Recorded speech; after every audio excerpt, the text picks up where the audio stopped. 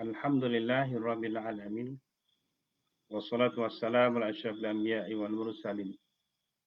Sayyidina wa maulana Muhammad wa ala alihi washabihi ajma'in.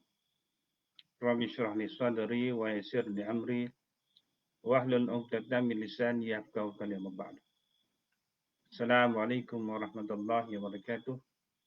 Para penonton dalam program tafsir surah Al-Fatihah yang telah diulas ataupun yang telah dibincangkan dalam minggu-minggu yang lalu dan pada hari ini kita terus membincangkan dan tafsir surah Al-Fatihah ayat yang ke-7. Masih lagi dengan ayat yang sama, iaitu ghairul maghdubi alaihim waladdallin.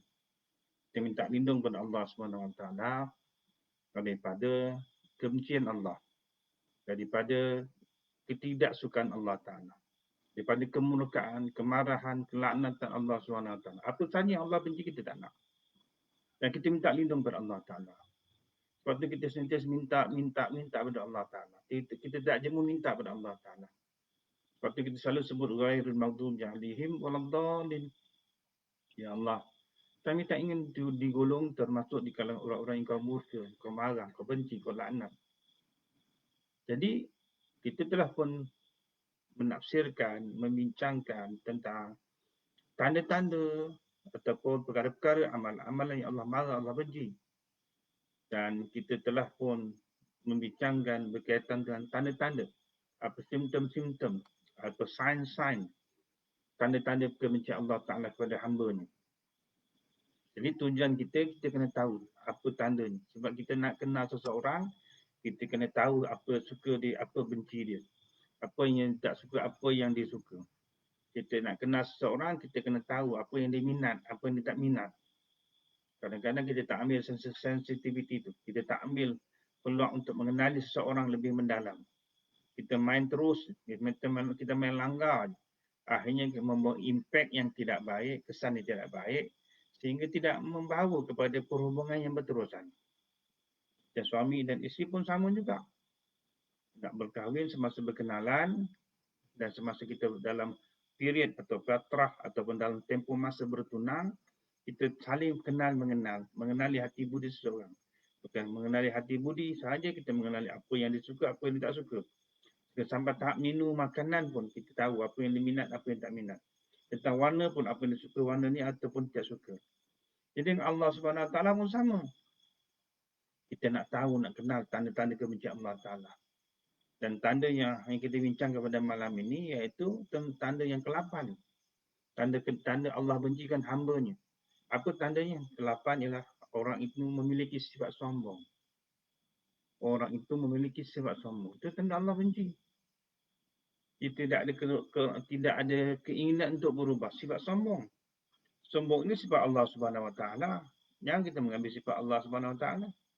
Allah selalu sebut dalam Al-Quran, dalam firman Allah Ta'ala, khususnya surah An-Nisa.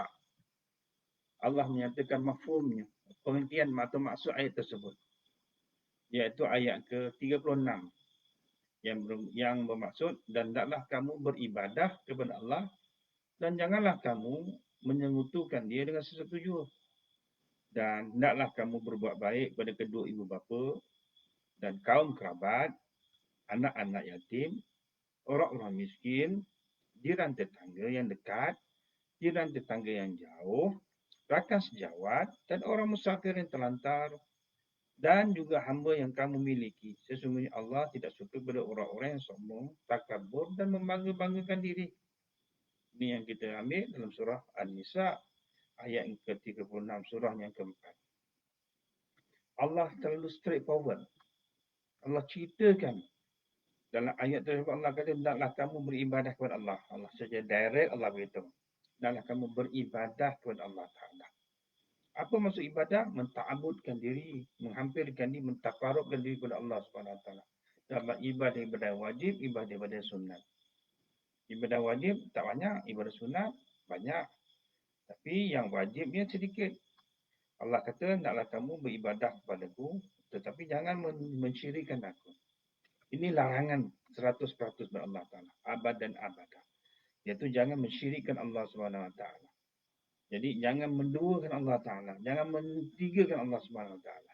Allah tu Allah tu tunggal. Qul huwallahu ahad. Allah tu satu.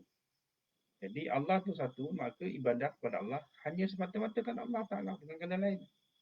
Sebab Allah kata, hendaklah kamu menyembah aku, beribadah kepada aku. Dan jangan syirik kepada aku. Apa lagi tuntutan Allah Ta'ala dalam ayat tersebut? Allah mengatakan pada kita, Allah nak berkata pada kita, selepas mentaati Allah, selepas larangan syirik kepada Allah Ta'ala, Allah letakkan syarat yang ketiga. Berbuat baik kepada ibu bapa. Tinggi martabat ibu bapa. Tinggi martabat ibu bapa di sisi Allah Subhanahu Wa Ta'ala. Dan Allah memaklumkan kepada kita tentang kemuliaan ibu dan bapa.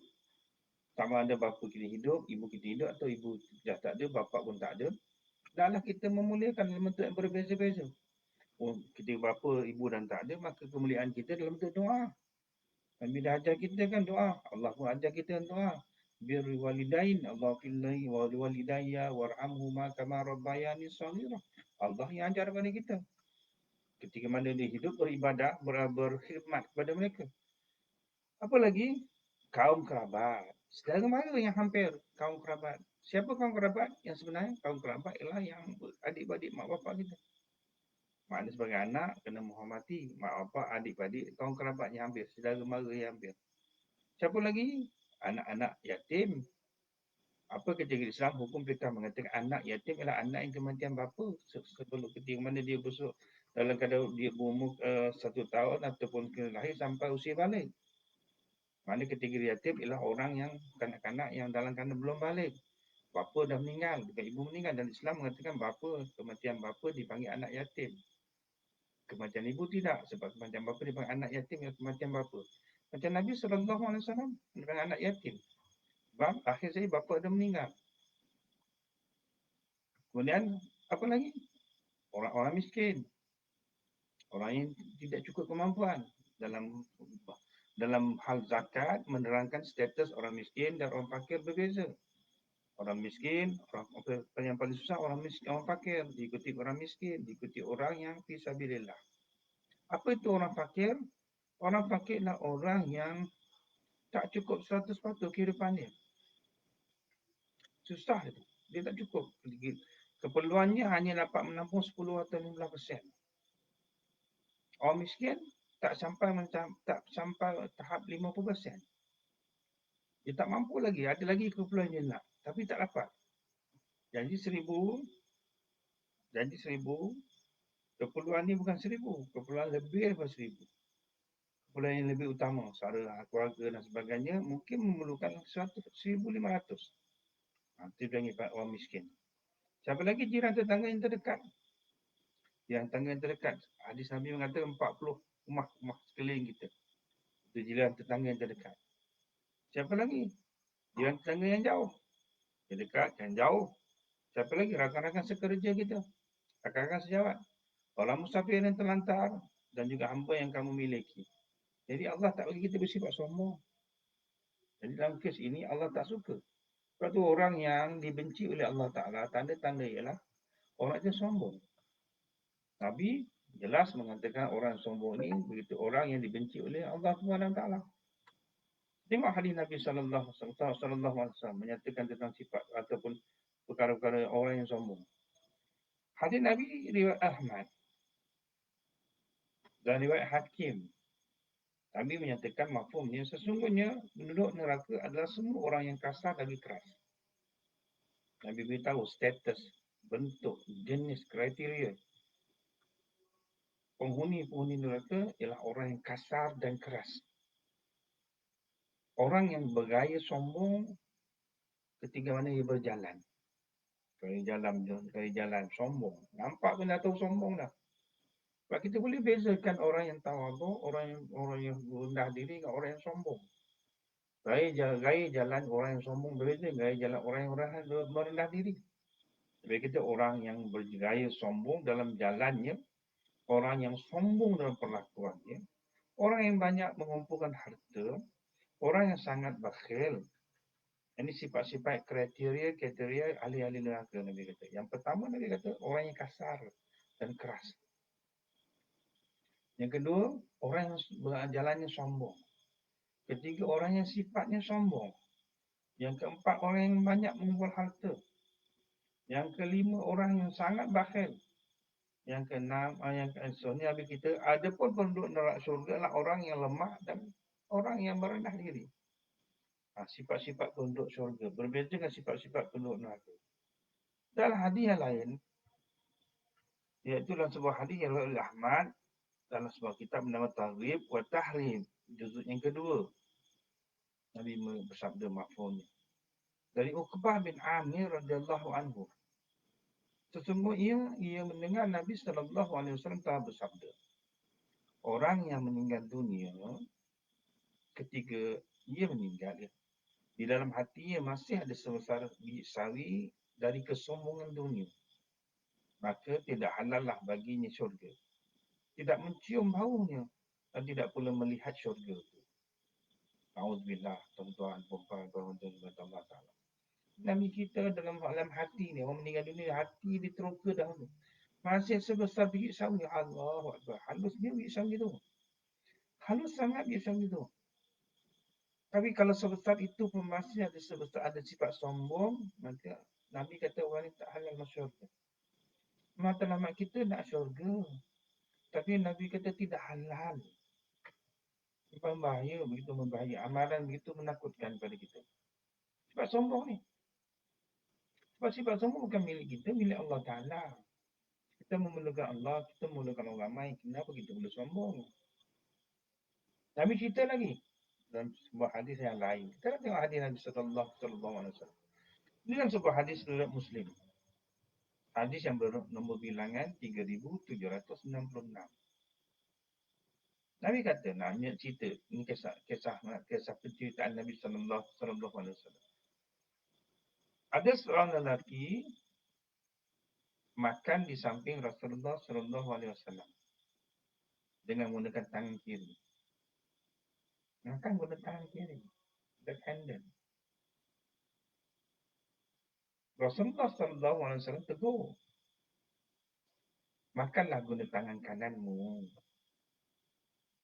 Makanlah guna tangan kanan. Rasul tegur. Orang tu jawab apa? Saya tak boleh. Gaya bercakap tu sombong. Rasul soal balik. Tak boleh ke kamu makan dengan tangan kanan? Orang ni pula dengan sombong terus tak layan Rasulullah. Tak tahu. Apa Rasul jawab? Riak muka dia dah tahu dah. Rasul tahu dah memang sombong. Apa Rasul jawab? Rasul kata, setelah itu tangannya tidak boleh boleh lagi sampai ke mulut. Sejak hari itu. Sejak hari tangan dia tak boleh lagi sampai ke mulut. Jadi ada orang akan suapkan. Sombong. So makan tangan kanan, makan tangan kiri. Ada orang suka makan tangan kiri. Sebab dia kata tak diubah dia kecil. Mana boleh tak diubah dia kecil? Boleh. Ada orang boleh makan dua tangan lagi. Boleh menggunakan garpu sudah menggunakan tangan. Tapi suap ada tangan kanan. Sebab ini kan sunnah Nabi. Nabi suruh begitu. Boleh suap tangan kiri? Boleh. Boleh minum tangan kiri? Boleh. Tapi Nabi suruh kita gunakan tangan kanan. Nabi suruh, kata kita taat pada Rasulullah, kata kita mencintai Nabi SAW. Nabi kata guna tangan kanan. Tak boleh lah Ustaz, saya dah biasa tangan kiri. Jadi, dah biasa tangan kiri tak boleh guna tangan kanan. Apa silap ni tak boleh guna tangan kanan? Kenapa cuci najis tak guna tangan kanan? Saya biasa. Boleh. Kaki kanan, kaki kiri boleh bergerak. Tentera, pergerakan dia ada. Kadang-kadang bermula kaki kiri, kadang-kadang bermula kaki kanan. Bergerak serentak je. Dalam perbaisan tangan kawat, bergerak serentak. Masa dulu tak boleh. Masa saya mula-mula masuk tentera, tak gerti ni. Tak gerti. Kita civilian ketika itu. Usia berpuluh tahun sebelum masuk ke tentera, jalan ikut suka hati kita lah. Macam merbang. Kita tak ambil kira ke nak jalan serentak ke nak dua kaki kiri ke kaki kanan, kita ambil kira. Tangan kanan berlenggang pun kita tak ambil kira. Tapi bila kita masuk tentera, kita je latih. Latihan tak sampai 2 bulan. Boleh berubah. Apalagi latihan sampai 6 bulan, ada 8 bulan. Boleh. Baik pula tu berjalan berat, boleh punya, rupanya boleh dilatih. Boleh dilatih, boleh ditrain. Tapi orang sombong kata tak boleh. Dia dah biasa macam ni. Terus apa masalahnya? Salah ke kedua-dua tangan saya ni. Tangan kiri saya lebih bersih daripada tangan kanan. Jadi tangan kanan saya kotor, saya makan tangan kiri. Cuci. Sebab Nabi kata suruh makan tangan kanan. Sebab berlaku begitu. Jadi oleh kerana Nabi suruh makan tangan kanan, kita makanlah tangan sebab Nabi suruh. Ati'ullah wa ati'ur rasul ulil amri minkum. Naklah kamu taat ke Allah, taat ke Rasul dan taat ke pemimpin kamu. Ulil amri minkum. Kalau Nabi suruh begitu, ikut je lah. Jadi gunakan tangan kanan. Keberkatan pahala tu ada. Bukan wajib, tak Nabi suruh. Dia bukan cerita wajib tak wajib. Nabi suruh. Jadi ada orang sombong sehingga akhirnya hilang kedua-dua tangan tak boleh gunakan langsung. Jadi hadis ni yang Nabi cerita tentang sifat sombong manusia. Bagaimana kita kenal ciri-ciri orang sombong? Nak kenal ciri-ciri orang sombong apa dia? Salah satu daripada ciri-ciri orang sombong ialah orang yang suka menerima pandangan orang lain. Sekalipun hatinya merasakan pandangan orang itu lebih baik daripada pandangannya. Dia tahu orang itu punya pandangan betul. Tapi itu sebab dia sombong, dia tolak mentah-mentah pandangan orang. Salah. Pandangan aku juga betul. Pandangan dia memang salah. Pandangan orang tu betul. Tapi dia tak nak membetulkan pandangan orang sebab dia kata kalau aku betul, aku habislah aku, jatuh lah aku. Dia tak nak jadi begitu. Dia tak kata dia betul walaupun pandangan dia salah. Jadi itu tanda-tanda orang sombong. Sukar menerima pandangan orang lain sedangkan dia tahu bahawa pandangan dia memang salah. Pandangan orang tu betul. Oleh kerana orang yang beri pandangan tu orang yang tak suka, lagi awal-awal dia tolak. Bukan kita boleh suka tak suka, kita beri pandangan tu betul atau tidak. Kita nak ambil jalannya betul. Bukan pada individu yang macam kita suka atau tidak.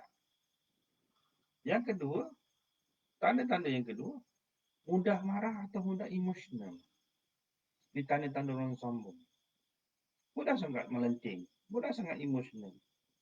Bila melakukan perbincangan, percakapan, terus naik je, terus mudah tersinggung. Mudi. Terus pusing ke lain. Kan? Rasa tersentuh, cepat sentap. Hari ini anak muda guna perkataan sentap. Cepat sangat sentap. Jadi elok je tadi. Tiba-tiba berubah tu je lain. Maknanya orang ni tanda-tanda orang sombong. Orang yang mudah marah, itu tanda orang sombong. Orang mudah emosional, orang sombong. Orang mudah mudi, itu tanda orang sombong. Bahaya sifat-sifat ni boleh membawa kita ke neraka. Jadi kita doa, kita minta kepada Allah Ta'ala ghairul maghdubi alaihim. Kita jauhkan, kita minta Allah persempangkan, jauhkan perbuatan-perbuatan tersebut. Maka kita kena kenal apa itu tanda-tanda sombong. Kalau kita rasa begitu, hindarkan dia berubah, berlatih untuk meninggalkan perbuatan tersebut. Ni, tanda yang kedua. Ini normal ni, tuan-tuan puan-puan. Ini normal. Semua ada. Ada pada semua. Maknanya kita kena betulkan diri kita. Yang ketiga, tanda-tanda orang sombong ialah memandang hina pada golongan orang bawah.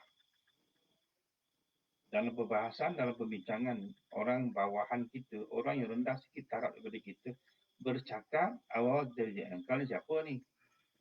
Kau ni benda-benda pun nak suruh. Bukan level kau lah. Rasa kita gitu. Dia tengok satu level ni atau lebih tinggi pada dia, maknanya orang tu pandangan tu betul. Mereka ini. Tengok tuan-tuan perempuan, sejarah tentang Walkman.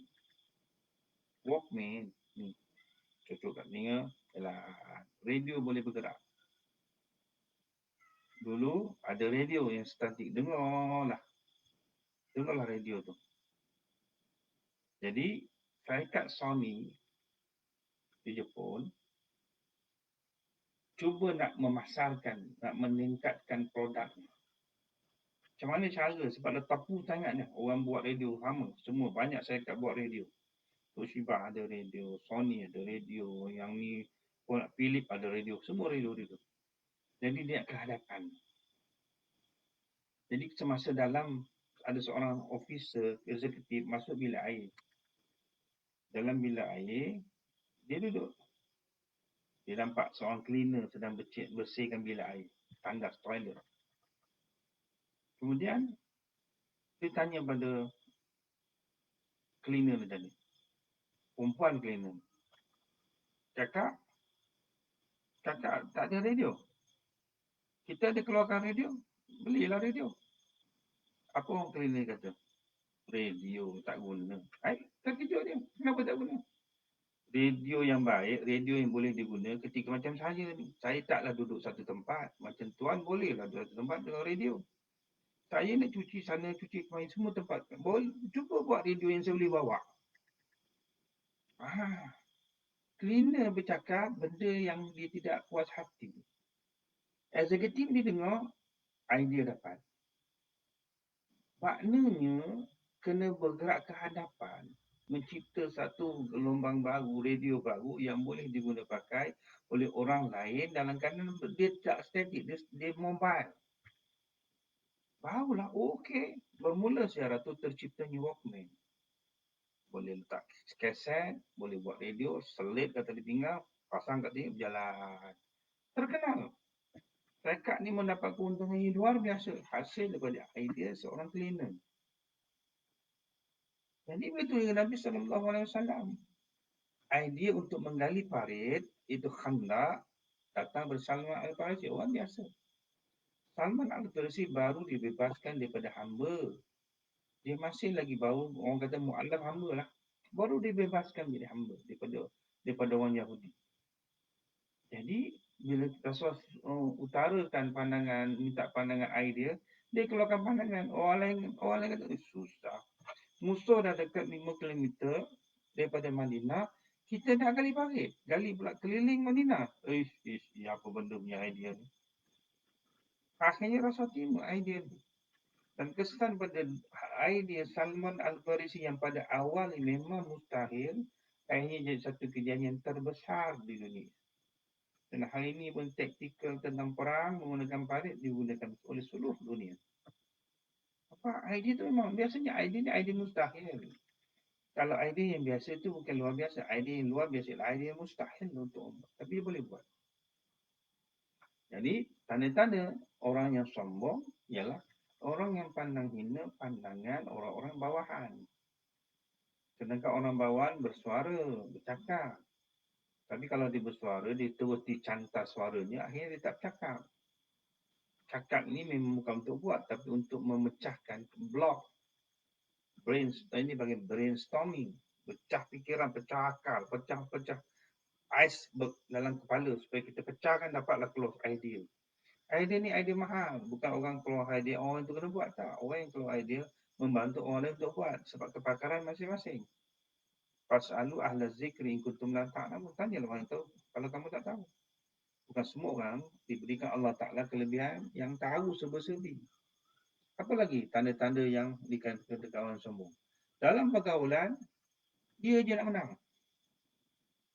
Tak nak mengalah langsung. Ini tanda-tanda orang sombong. Dalam pergaulan, dia saja yang menguasai perbincangan dan tak suka beri peluang kepada orang lain bercakap. Kalau ada orang lain bercakap, dia suka potong cakap orang itu. Ini tanda orang sombong. Rasulullah SAW, bila mana ada orang bercakap, Rasul akan jadi pendengar yang setia. Dalam psikologi pun sama. Jadi pendengar setia merupakan satu terapi. Merawat orang yang ada masalah. Saya pernah berhadapan dengan orang seperti ini. Contoh pengalaman saya lah. Orang yang ada masalah jiwa dan sebagainya. Kadang-kadang dia masuk pejabat saya, dia bercerita saya, Ustaz, saya ada masalah. Dia kata, serius, ceritakan masalah. Bila beri peluang dia bercerita, dia cerita sungguh-sungguh lah. Dia cerita sungguh-sungguh. Maknanya, panjang cerita tu. Kita nak bagi dia cerita tentang poin. Tak, dia cerita sungguh-sungguh. Macam perbincangan situasi dia punya. Macam sebuah karangan, cerita semua. Akhirnya kita dengar, sebab kita dah kata, tolong cerita. Dia bercerita, memang dia cerita semua ni kita dengar. Akhir perbincangan, saya tak tahu nak selesaikan masalah. Tapi dia salam tangan, dia cium tangan saya. Ustaz, masalah saya dah selesai. Bila pula aku selesaikan masalah aku? Aku tak cakap lagi, aku tak tahu macam mana selesaikan. Dah, dia kata dah selesai dah. Apa masalah kau sebenarnya? Masalah saya, Ustaz. Tak ada orang nak mendengar apa saya cakap. Oh, itu masalah dia. Itu je masalah dia. Jadi Ustaz telah mendengar percakapan saya itu dah merawat saya dah. Okeylah, masalah saya selesai. Wah, senang betul merawat macam ni. Jadi pendengar setia bukan satu rawatan. Sebab ada orang tak dibenarkan bercakap, ada orang tak ada peluang bercakap dan tak ada orang bercakap, dia tak ada, siapa nak dengar. Tapi orang yang sombong ialah orang yang dalam pergaulan dia nak menang je. Dia nak bercakap, dia tak mahu beri kesempatan orang yang bercakap. Ini tanda-tanda orang sombong. Orang bohong bercakap, dia cantak cepat, cantak betul. Dia tak nak mendengar, dia suka bercakap. Jadi percakapan tersebut memberikan maksud orang yang membantu bercakap, orang yang mendengar percakapan, orang yang saling bantu membantu dalam komunikasi. Orang yang bercakap lebih daripada orang lain dan orang lain pula bercakap dia tidak suka, dia cuba terus pancung cakap tersebut, ini orang sombong, sifat-sifat orang sombong. Apalagi sifat-sifat dan tanda-tanda orang sombong? Kalau dia jadi pemimpin, dia memimpin dengan kasar dan keras terhadap pengikut-pengikutnya, terhadap orang bawahannya. Dia buat arahan tanpa timbang rasa dan tak ada peri kemanusiaan. Kalau dia jadi pengikut, dia tak nak ikut arahan orang. Bila jadi pemimpin, dia tak nak benarkan orang lain mengganggu, dia tak benarkan orang lain tak patuh pada arahan dia. Ketika dia pengikut, dia tak ikut arahan pun. Tapi bila jadi pemimpin, dia tak nak benarkan orang lain tidak ikut arahan dia. Wajibkan, dipastikan, dipaksa orang ikut arahan dia. Sebab tu ada perkataan Inggeris mengatakan bahawa pemimpin yang baik adalah pengikut yang terbaik. Pemimpin yang baik, dia menjadi pengikut, dia menjadi pengikut yang terbaik, maka dia layak jadi pemimpin. Tapi pemimpin yang tak baik ialah ketika mana jadi pengikut, dia tak jadi pengikut yang terbaik. Tapi dia jadi pemimpin. Jadi orang ni orang sombong. Tanda-tanda orang sombong. Apa lagi tanda-tanda orang sombong? Iaitu kalau dia yang bersalah, susah sangat dia nak minta maaf. Susah sangat nak minta maaf. Ini sifat orang sombong. Dia salah. Kau minta maaf. Tak adalah aku. Oh, aku takkan minta maaf lah. Taubat lahum, tak adalah aku minta maaf. Dah salah pun, tak. Dia tak minta maaf. Dia susah nak minta maaf. Itu tanda orang sombong. Orang yang tak sombong, dia suka minta maaf. Walaupun tak salah, dia minta maaf. Tapi orang yang sombong, jangan harap dia minta maaf. Tapi kalau kita kata orang tak minta maaf dengan orang sombong, dia marah pula. Yalah, orang sombong. Itulah sifat dia. Dia tak akan dengar kesalahan dia. Dia suka menyalahkan orang, tapi dia tak nampak kesalahan dia dan dia tak mengakui kesalahan dia. Sebab dia tak minta maaf. Apa lagi tanda-tanda orang sombong? Dia suka dihormati. Dia mudah tersinggung kalau orang tak hormat dia. Dia suka orang hormat dia, memuja tuli. Tapi kalau orang tak hormat dia, marah betul. Ini sifat orang sombong. Apa lagi sifat orang sombong? Mudah berdendam dengan orang lain, terutamanya apabila orang itu tersilap. Tersilap. Silap sebut dendam. Sampai kesudahan tak pernah selesai. Dendam, sifat dendam. Orang yang sifat dendam, orang yang sombong. Ini tanda-tanda orang sombong.